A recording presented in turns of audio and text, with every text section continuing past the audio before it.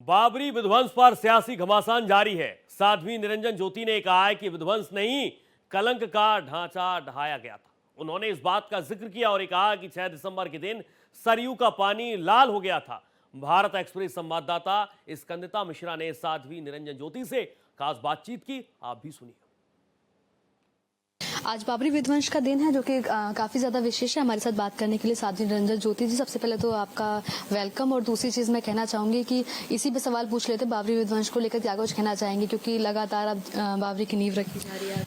कि बाबरी विध्वंस तो नहीं कह सकते हम उसको कलंक का ढांचा ढाया गया था, जिसमें 500 साल लग गए थे। हमारे कितने कार्य सेवकों ने बलिदान दिए, कैसे कैसे मुलायम सिंह जी के द्वारा गोलियों के शिकार हुए, अयोध्या की गलियां रक्त रंजित हुई, सरजू का पानी लाल हो गया, वो भी दिन हम कभी भूल नहीं सकते हैं।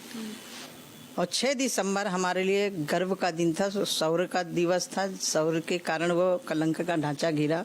इस आंदोलन की पृष्ठभूमि में मैं यदि जाऊं तो 90 के दशक में, 80 के दशक में, 84 के दशक में इस आंदोलन को सभी पंथ मजहब से उठ करके सभी संतों को एक मंच में लाने का काम यदि किसी ने किया था तो श्रद्धेय अशोक सिंघल जी ने किया था।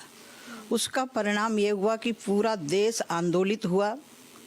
उसमें हमारे गुरुदेव युग पुरुष स्वामी परमानंद जी महाराज, साध्वी रीतमरा जी, वामदेव जी महाराज, हमारे महंत अवैधनाथ जी महाराज, श्री रामचंद्र परमहंसदास जी, ऐसे बहुत सारी विभूतियां थी जो इस कार्यक्रम को, इस आंदोलन में लगी हुई थी।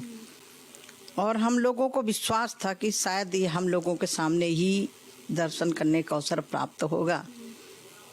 तो मैं 22 जनवरी 2024 जब देश के यशस्वी प्रधानमंत्री जी के कर कमलों द्वारा राम मंदिर में श्री राम लला विराजित हुए, वो क्षण हमारे लिए एक तरफ आंसू थे बलिदानियों के लिए और एक तरफ खुशी थी कि हमारे सामने ही राम लला आज विराजित हो रहे हैं।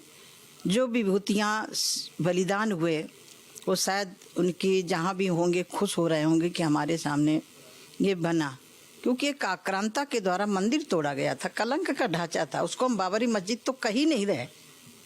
और बाबरी मस्जिद क्यों भारत में, एक सवाल है। पश्चिम बंगाल में जिस तरह से ममता बनर्जी के विधायक और कहीं ना कहीं पश्चिम बंगाल के चुनाव को लेकर के बेमनुष्यता फैलाने के लिए ये काम किया जा रहा है, लेकिन ये याद रखना चाहिए कि भारत के अंदर अब कभी भी कहीं भी बाबरी मस्जिद नहीं बन सकती। कैमरा पर्सन दलीप के साथ स्कंदिता मिश्रा, भारत एक्सप्रेस।